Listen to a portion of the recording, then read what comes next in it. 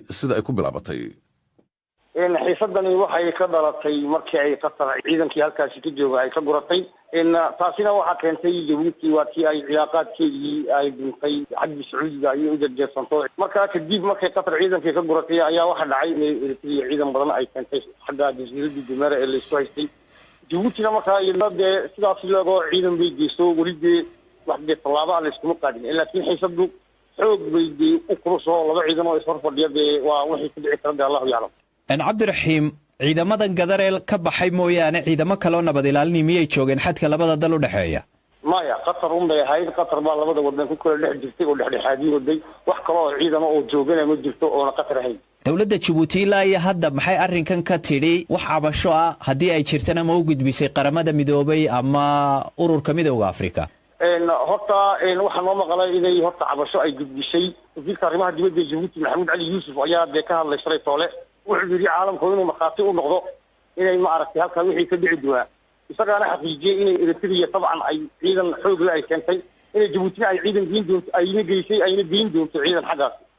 wuxuu yiri tani waa tuu ay Eritrea Djibouti ay ku doondoonayso Eritrea xoog buu cagaariyay yiri hadal ma doonayaan waana wadan nabadiida iyada dawladda Eritrea wax war oo ay ka soo saartay xiisadan imika ka taagan xadka labada dal ma jirta oo aad ka warqabtaan iyadu waxaan ka warqabtaa ma jirto wasanay waa si ay markii horeba ay ahayd wax deeqadaba ciidanka umbiyo xoogga la keenay Djibouti ku warhelnay anagu warka sidaa uma haynaa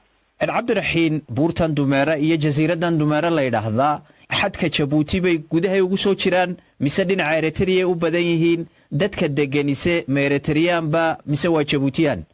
buurta diiga siday u dhantahay waxay ku jirtaa horta xadka Djibouti ku jirtaa 100% marka waxa weeyaan dadkan degana waxa weeyaan waa dadka maxay ahayd waqooyiga Djibouti horta waa 100% iyaguna waxay u bideen Djibouti markii hore intay xiisadan ay taanteen maxay ahayd dadku sidaasayna soo dhaafiyeen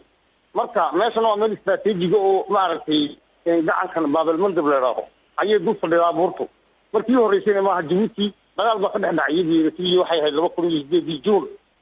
bishana ku jirno oo kale ahayd oo laba dagaalkaasi laba maalmood ayuu socday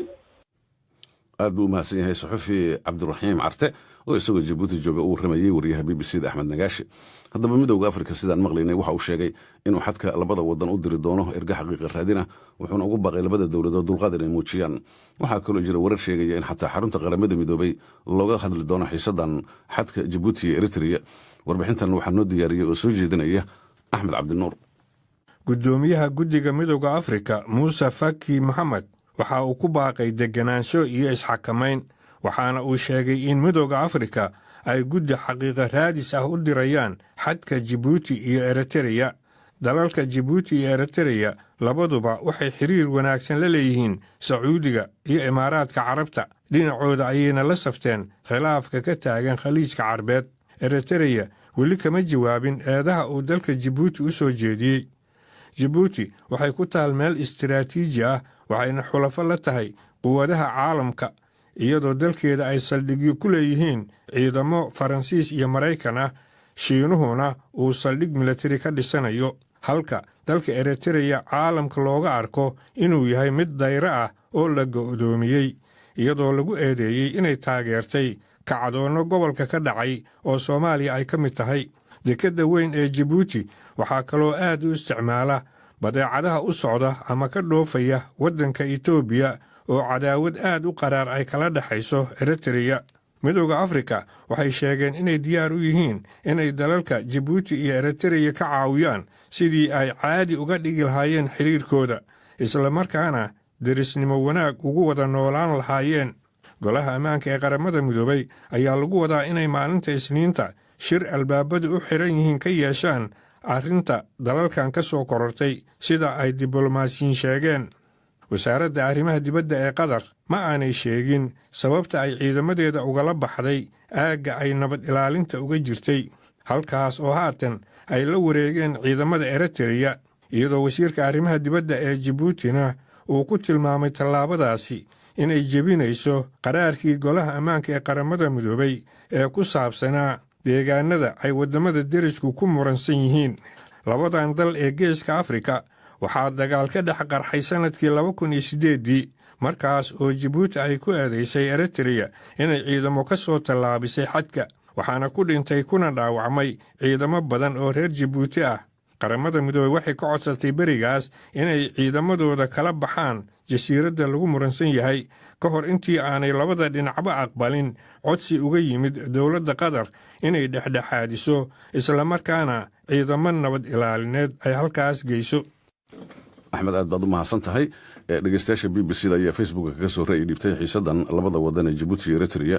Maxamed Dubad oo Boosaaso jooga wuxuu leeyahay xiisada u dhaxaysa labada wadan waa ay ka qoto dheer tahay intan oo waxa la isku hayaa waa dhul Jabuuti, waa dhulka la yiraahdo buu jasiiradda Dumeera. waa arrin u baahan in labada wadan ay waan ku dhameeyaan. Khalid Caalin oo Hargeysa joogaana wuxuu qabaa in Jabuuti aanay wax qalad ku lahayn arrinta murugsan ee khaliijka ka taagan oo ay go'aan dhexdhexaadnimada qaadato, waxaana uu yiri Qatar iyadaaba ka mas'uul ah Eritrea inay gasho dhulka Jabuuti.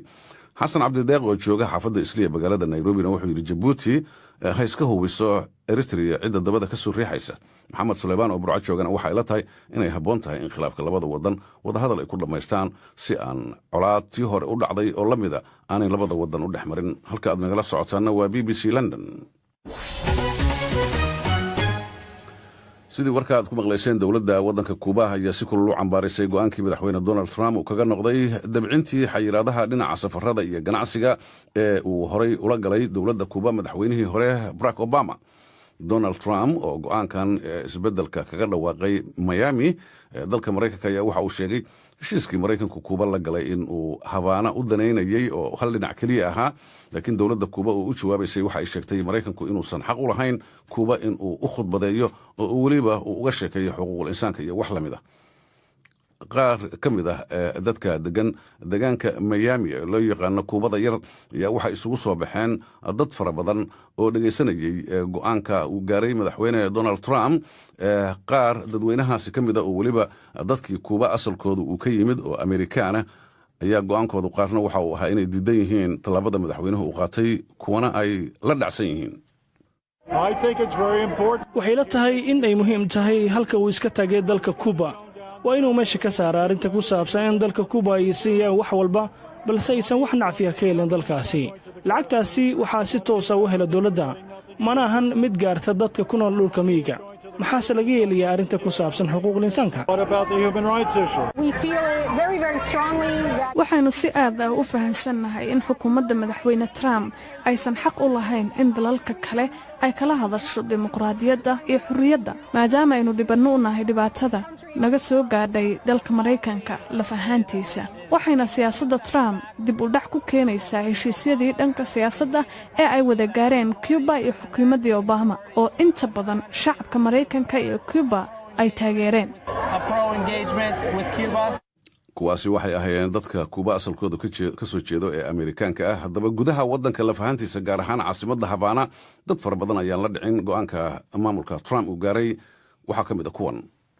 Las palabras de Trump sencillamente me parecen. erayada Trump uu ku hadlay waxay u yara eg yihiin wax qof walba siduu doono u qaadan karo, waayo dhinac ahaan waxa uu sheegay inuu doonayo waxa u wanaagsan dadka reer Kuuba uuna dardar gelinayo xayiraadihii dalkaas ee hore. laakiin haddana anigu ma fahmin haddii labada dawladoodba ay doonayaan waxa dadka reer Kuuba u wanaagsan, labaduba reer Kuuba iyo dadka Mareykanku waa inay eegaan waxa u wanaagsan dadka reer Kuuba, waxyaabaha ay labadoodu wadaagaan ee ka dhaxeeya. sababtoo ah waxaa laga hadlayaa waa qoysas ay dhibaatada ugu badani soo gaartay muddadii xayiraadahaasi jireen oo dhan. sida muuqata waa dhibaato aad u weyn. waxa uu bartilmaameed ka dhigtay waxyaabo badan oo madaxweyne Obama uu hore u sameeyey, waxayna dib u dhac weyn ku tahay xiriirada labada wadan ee Kuuba iyo Mareykanka. xagga dhallinyarada marka laga eego waan arki doonnaa waxa dhaca, laakiin waqti xaadirkan waxay iila eg tahay sidii in dib loogu noqonayo dagaalkii qaboobaa. qaar ka mid a dadka jooga caasimadda Kuuba magaalada Havana oo muujinayay sida aysan raalli uga ahayn go'aankii madaxweyne Donald Trump shalay uu ku dhawaaqay oo ahaa in uu ka noqonayo heshiiskii maamulkii ka horreeyey ee Obama uu la galay dawladda Kuuba ee ku saabsanaa xagga ganacsiga iyo socdaalka. halka aad nagala socotaana waa lanta Soomaaliga ee BBC London mar dhow waxaa noo soo socda wararka sportiga iminkana waxaanu u galaynaa 7 ka mid ah ciidamada badda Mareykanka oo la laayahay qaar kale dhaawacyo kala duwan ayaa gaaray waxaana ay ka dambeysay markii markab dagaal oo Mareykanku leeyahay oo kamid ah kuwa ugu casrisan dunida ay isku dhaceen aroortii hore ee Sabtidii markab kale oo kuwa ganacsiga ah container rasiday meel koonfur kaga beegan xeebta Tokyo ee wadanka Japan iminka waxa halkaasi laga raadinayaa askartii lalaa markii dambe markabkii Mareykanku waxa uu ku soo xirtay dekada la yiraahdo Yokozuku halkaas ayaa markabkii kale ku dhacayna waxa la fasaxay inuu ka shiraacdo halkaas wariyaha BBC-da Robert Wingfield Hayes ayaa warkan noo soo diray waxaa soo jeedinaya Cabdixaafid saddexda askari ee dhaawacmay waxaa ka mid a taliyihii ciidanka markab diyaarad nooca qumaatiga u kaca oo ay leeyihiin ciidamada ilaalada Jabaan ee xeebaha ayaa loogu qaaday cusbitaalka lama oga in 7 askari ee la laayahay ay ka dhaceen markabka markii ay isduqeeyeen labada markab ama ay go'doon ku yihiin qaybaha markabka ee ay waxyeeladu soo gaadhay markabka dagaalka ee Mareykanka ayay waxyeelo weyn ka soo gaadhay dhinaca midigta halka ay biyuhu u joogaan iyo waliba meel ka hooseysa waxa la arkayaa halka uu markabka xamuulka ay kaga dhacay oo dalool weyn ka muuqdo waxa muuqda biyo badan oo galay markabka dagaalka laakiin uma muuqdo inuu iminka degayo waxa xoogga la saarayaa badmaaxyada la laayahay sidii loo heli lahaa baaritaan ayaa lagu samayn doonaa in mid ka mid a maraakiibta ugu casrisan ee dagaalka ee Mareykanka inuu ku guulaysan waayo inuu ka baydho markab xamuul ah oo 30 tan ah iyada oo weliba biyaha baddu ay xilligaasi deganaayeen halkani waa BBC London markan wararka isboortiga ee magaalada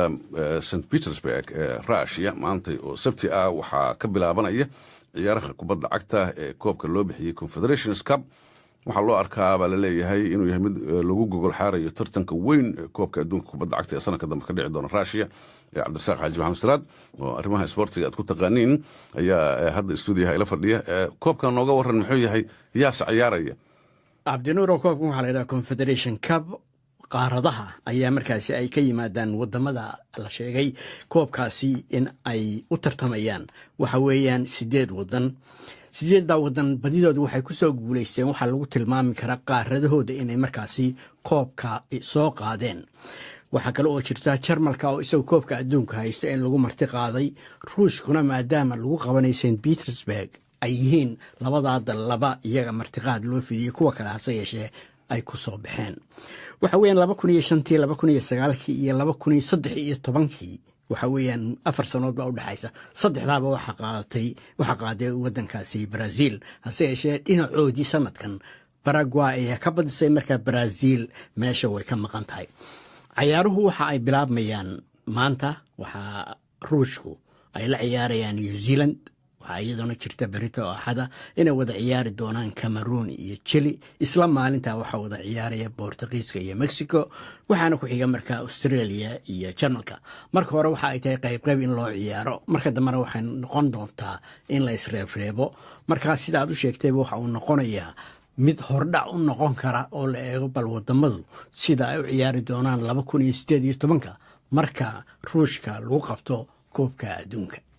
Cabdirasaaq aad baad u mahadsan tahay halkani waa BBC London markana baafinta waxaa si wada jira stuudiyaha BBC-da ee magaalada Nairobi idinkaga soo tabinaya anigoo ah Caasha Saciid Xasan iyo Cabdiqaadir Yuusuf Cali mahadsanid Caasha baafinta ugu horeysa maanta waxa ay naga soo gaartay Cibaar Farax Cumar oo jooga magaalada Muqdisho waxa uu baafinayaa Safiya Cibaar Farax waxa ugu wardambeysay sanadka markuu ahaa 1999 haddaba haddii aana maqlayso Safiya Cibaar Farax ama bay jirto cid garanaysa fadlan warkeeda ha la gaarsiiyo Cibaar Farax Cumar iyadoo wixii waraa loo sii marin karo xafiiska baafinta bisha cas ay ku leedahay magaalada Muqdisho ama telefoonka nambarkiisu yahay eber 2526 153 486 Jeelaani Muuday Cusmaan oo jooga magaalada Muqdisho waxa uu baafinayaa Maday Muuday Cusmaan waxa ugu wardambeysay isagoo ku sugan dalka Itoobiya 1999 haddaba haddii uu maqlayo Maday ama bay jirto cid garanaysa fadlan warkiisa hala gaarsiiyo Jeelaani Muuday ayadoo wixii waraa loo sii marin karo xafiiska baafinta bisha cas ay ku leedahay magaalada Muqdisho ama telefoonka lambarkiisu uu yahay 2526 Xasan Ibraahim Bocor oo jooga magaalada Muqdisho waxa uu baafinayaa Farxaan Xasan Ibraahim waxa uu wardambeysay sanadka markuu ahaa 2000 haddaba haddii uu maqlayo Farxaan Xasan Ibraahim ama bay jirto cid garanaysa fadlan warkiisa la gaarsiiyo Xasan Ibraahim Bocor iyadoo wixii waraa loo sii marin karo xafiiska baafinta bisha cas ay ku leedahay magaalada muqdisho ama taleefonka nambarkiisu yahay eber 2526 184 831 faadumo maxamed macalin isaaq oo joogto magaalada muqdisho waxay baafinaysaa muslimo maxamed macalin isaaq waxaa ugu wardambeysay iyadoo ku sugan dalkani Kenya 2015 haddaba haddii ayna maqlayso muslimo amaba ay jirto cid garanaysa fadlan warkeeda ha la gaarsiiyo faadumo maxamed iyadoo wax waraa loo sii marin karo xafiiska baafinta bisha cas ay ku leedahay magaalada muqdisho. cabdi sabriye jirow oo jooga magaalada muqdishona waxa uu baafinayaa cawil nuur sabriye waxaa ugu wardambeysay isagoo ku sugan dalka koonfur afrika sanadii 2010 haddaba haddii uuna maqlayo cawil nuur sabriye amaba ay jirto cid garanaysa fadlan warkiisa ha la gaarsiiyo cabdi sabriye jirow iyadoo wixii waraa loo sii marin karo xafiiska baafinta bisha cas ay ku leedahay magaalada muqdisho ama taleefonka nambarkiisu yahay eber 2526 152 72556. madiina cali jaras oo joogto magaalada muqdisho waxay baafinaysaa cabdiwaaxid aadan cali iyo cabdulqaadir aadan cali waxaa ugu wardambeysay ayagoo ku sugan dalka Itoobiya 2004 haddaba haddii ayna maqlayaan cabdiwaaxid iyo cabdulqaadir amaba ay jirto cid garanaysa fadlan warkooda ha la gaarsiiyo madiina cali jaras iyadoo wax waraa loo sii marin karo xafiiska baafinta bisha cas ay ku leedahay magaalada muqdisho. warsame cali macalin oo jooga magaalada baardheerana waxa uu baafinayaa yuusuf dero aadan waxaa ugu wardambeysay isagoo ku sugan dalka Sweden sanadii 2009 haddaba haddii uuna maqlayo yuusuf dero aadan amaba ay jirto cid garanaysa fadlan warkiisa ha la gaarsiiyo warsame cali macalin iyadoo wixii waraa loo sii marin karo xafiiska baafinta bisha cas ay ku leedahay magaalada baardheere ama taleefonka nambarkiisu yahay 2526 152 cabdicasiis sheekh xasan oo jooga magaalada muqdisho waxa uu baafinayaa maxamed sheekh xasan waxaa ugu wardambeysay 2010 haddaba haddii uuna maqlayo amaba ay jirto cid garanaysa fadlan warkiisa ha la gaarsiiyo cabdicasiis sheekh xasan iyadoo wixii waraa loo sii marin karo xafiiska baafinta bisha cas ay ku leedahay magaalada muqdisho. cabdiqaadir cabdulaahi faarax oo jooga magaalada baardheerana waxa uu baafinayaa nimco cabdulaahi faarax waxaa ugu wardambeysay iyadoo ku sugan dalka shiinaha sanadii 2012 haddaba haddii ayna maqlayso nimco cabdulaahi faarax amaba ay jirto cid garanaysa fadlan warkeeda ha la gaarsiiyo cabdiqaadir cabdulaahi faarax iyadoo wixii waraa loo sii marin karo xafiiska baafinta bisha cas ay ku leedahay magaalada baardheere ama taleefonka nambarkiisu yahay 2526 155 176. xasan aadan nuur oo jooga magaalada muqdisho waxa uu baafinayaa isaaq aadan nuur waxaa ugu wardambeysay 2013 haddaba haddii uuna maqlayo isaaq amaba ay jirto cid garanaysa fadlan warkiisa ha la gaarsiiyo xasan aadan nuur iyadoo wixii waraa loo sii marin karo xafiiska baafinta bisha cas ay ku leedahay magaalada muqdisho. maxamed nuur maxamed oo jooga magaalada muqdishona waxa uu baafinayaa shukri nuur maxamed waxaa ugu wardambeysay sanadka markuu ahaa 2000 haddaba haddii ayna maqlayso shukri nuur maxamed amaba ay jirto cid garanaysa fadlan warkeeda ha la gaarsiiyo maxamed nuur maxamed iyadoo wixii waraa loo sii marin karo xafiiska baafinta bisha cas ay ku leedahay magaalada muqdisho ama taleefonka nambarkiisu yahay eber 2526 eber 6582849. maxamuud xuseen macalim oo jooga magaalada muqdisho waxa uu baafinayaa maday cabdi khamiis waxaa ugu wardambeysay isagoo ku sugan dalka Mareykanka 2013 haddaba haddii uuna maqlayo maday cabdi amaba ay jirto cid garanaysa fadlan warkiisa ha la gaarsiiyo maxamuud xuseen macalim iyadoo wax waraa loo sii marin karo xafiiska baafinta bisha cas ee ku leedahay magaalada muqdisho. faadumo maxamed ibraahim oo joogta magaalada muqdishona waxa ay baafinaysaa cabdiqaadir maxamed cabdinuur waxaa ugu wardambeysay isagoo ku sugan dalkani Kenya sanadii 2007 haddaba haddii uuna maqlayo cabdiqaadir maxamed cabdinuur amaba ay jirto cid garanaysa fadlan warkiisa ha la gaarsiiyo faadumo maxamed ibraahim iyadoo wixii waraa loo sii marin karo xafiiska baafinta bisha cas ay ku leedahay magaalada muqdisho ama taleefonka nambarkiisu yahay eber 2526 eber 862 9282. yuusuf cali gabay oo joogo magaalada muqdisho waxa uu baafinayaa xasan yuusuf cali waxaa ugu wardambeysay isagoo ku sugan dalka Mareykanka 1998 haddaba haddii uuna maqlayo xasan yuusuf amaba ay jirto cid garanaysa fadlan warkiisa ha la gaarsiiyo yuusuf cali gabay iyadoo wixii waraa loo sii marin karo xafiiska baafinta bisha cas ay ku leedahay magaalada muqdisho. aamina macalin yuusuf cabdiraxmaan oo joogta magaalada muqdishona waxa ay baafinaysaa xasan macalin yuusuf cabdiraxmaan waxaa ugu wardambeysay isagoo ku sugan dalkani Kenya sanadii 2010 haddaba haddii uuna maqlayo xasan macalin nuur yuusuf amaba ay jirto cid garanaysa fadlan warkiisa ha la gaarsiiyo aamina macalin yuusuf iyadoo wixii waraa loo sii marin karo xafiiska baafinta bisha cas ay ku leedahay magaalada muqdisho ama taleefonka nambarkiisu yahay eber 2526 eber 6 9 eber 2 177. aasiya aadan cabdi oo joogta magaalada muqdisho waxay baafinaysaa fartuun aadan cabdi waxaa ugu wardambeysay iyadoo ku sugan dalka yemen 2012 haddaba haddii ayna maqlayso fartuun aadan amaba jirto cid garanaysa fadlan warkeeda hala gaarsiiyo aasiya aadan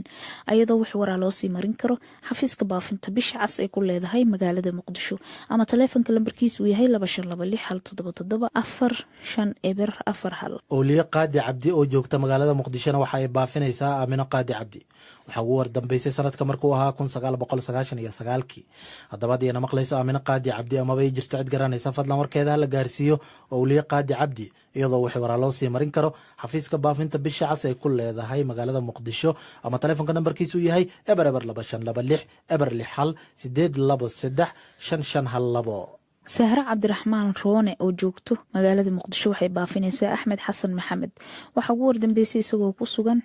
الواق 1999 haddaba haddii uuna maqlaya axmed amaba jirto cid garanaysa fadlan warkiisa hala gaarsiiyo zahra cabdiraxmaan roone ayadoo wax waraa loo sii marin karo xafiiska baafinta bisha cas ay ku leedahay magaalada muqdisho ama taleefanka lambarkiisu uu yahay 2526 Siraad Cabdi Abtidoon oo joogta magaalada muqdishona waxa ay baafinaysaa Salaad Cabdi Abtidoon waxaa ugu wardambeysay isagoo ku sugan dalka yemen sanadii 2006 haddaba haddii uuna maqlayo Salaad Cabdi Abtidoon amaba ay jirto cid garanaysa fadlan warkiisa hala gaarsiiyo Siraad Cabdi Abtidoon iyadoo wax waraa loo sii marin karo xafiiska baafinta bisha cas ay ku leedahay magaalada muqdisho faadumo aadan cilmi oo joogto isla muqdisho waxay baafinaysaa cabdulaahi aadan cilmi waxaa ugu wardambeysay isagoo ku sugan ceelwaaq 1999 haddaba haddii uuna maqlayo cabdulaahi aadan cilmi amaba ay jirto cid garanaysa fadlan warkiisa hala gaarsiiyo faadumo aadan cilmi iyadoo wax waraa loo sii marin karo xafiiska baafinta bisha cas ay ku leedahay magaalada muqdisho Farxaan Macalin Ibraahim Raage oo jooga magaalada muqdishona waxa uu baafinayaa Sadaq Macalin Ibraahim Aadan waxaa ugu wardambeysay isagoo ku sugan dalka Ingiriiska sanadii 2000 haddaba haddii uuna maqlayo Sadaq Macalin Ibraahim Raage amaba ay jirto cid garanaysa fadlan warkiisa hala gaarsiiyo Farxaan Macalin Ibraahim Raage iyadoo wax waraa loo sii marin karo xafiiska baafinta bisha cas ay ku leedahay magaalada muqdisho ama taleefanka nambarkiisu yahay 02526 faayere khaliif oo joogta magaalada muqdisho waxay baafinaysaa dadka kale ah maxamed cabdi maxamed iyo saalim cabdi maxamed waxaa ugu wardambeysay 2012 haddaba haddii ayna maqlayaan amaba jirto cid garanaysa fadlan warkooda hala gaarsiiyo faayere khaliif ayadoo wax waraa loo sii marin karo xafiiska baafinta bisha cas ay ku leedahay magaalada muqdisho Caasha Aadan Xasan oo joogta magaalada muqdishona waxa ay baafinaysaa Saciida Aadan Xasan waxaa ugu wardambeysay sanadka markuu ahaa 2011 haddaba haddii ayna maqlayso Saciida Aadan Xasan amaba ay jirto cid garanaysa fadlan warkeeda la gaarsiiyo Caasha Aadan Xasan iyadoo wax waraa loo sii marin karo xafiiska baafinta bisha cas ay ku leedahay magaalada muqdisho maxamed xasan ibraahim oo jooga magaalada muqdisho waxa uu baafinayaa cabdi sheekh cali waxa uu wardambeysay 1999 haddaba haddii uuna maqlayo amaba ay jirto cid garanaysa fadlan warkiisa hala gaarsiiyo maxamed xasan ibraahim iyadoo wax waraa loo sii marin karo xafiiska baafinta bisha cas ay ku leedahay magaalada muqdisho ama taleefanka lambarkiisu uu yahay 2526 Maxamed Sheekh Yuusuf Xasan oo jooga magaalada muqdishona waxa uu baafinayaa Abuukar Sheekh Yuusuf Xasan iyo Sheekh Yuusuf Xasan Cali waxaa ugu wardambeysay sanadkii 1997 haddaba haddii ayna maqlayaan Abuukar iyo Sheekh Yuusuf amaba ay jirto cid garanaysa fadlan warkooda hala gaarsiiyo Maxamed Sheekh Yuusuf Xasan iyadoo wax waraa loo sii marin karo xafiiska baafinta bisha cas ay ku leedahay magaalada muqdisho Fawziyo Cabdiqaadir Maxamed oo joogto isla magaalada muqdisho waxay baafinaysaa Xaawiyari Bakar waxaa ugu wardambeysay 2000 haddaba haddii ayna maqlayso Xaawiyari amaba ay jirto cid garanaysa fadlan warkeeda hala gaarsiiyo Fawziyo Cabdiqaadir Maxamed iyadoo wax waraa loo sii marin karo xafiiska baafinta bisha cas ay ku leedahay magaalada muqdisho ama taleefanka lambarkiisu yahay 2526 Ibraahim Aadan Maxamed oo jooga magaalada muqdishona waxa uu baafinayaa Maxamed Cabdulaahi Aadan waxaa ugu wardambeysay sanadkii 1999 haddaba haddii uuna maqlayo Maxamed Cabdulaahi Aadan amaba ay jirto cid garanaysa fadlan warkiisa hala gaarsiiyo Ibraahim Aadan Maxamed iyadoo wax waraa loo sii marin karo xafiiska baafinta bisha cas ay ku leedahay magaalada muqdisho ama taleefanka nambarkiisu yahay 02526 baafintaas ayaa u dambeysay idaacaddii duurnimo oo aad kala socoteen laanta af soomaaliga ee BBC London wararka caalamkana waxaa ugu waaweyn boqoradda Elizabeth ee dalkan oo soo saartay fariin aan horey loo arag oo ku saabsan xuska dhalashadeeda iyadoo sheegtay in dhibaato dadkan britain ay ka soo gaareen musiibooyinkii dhawaale waddankan ka dhacayay siiba london iyo manchester waa inoo galabta 5 inta ka horreysa waxaan idin leenahay nabaday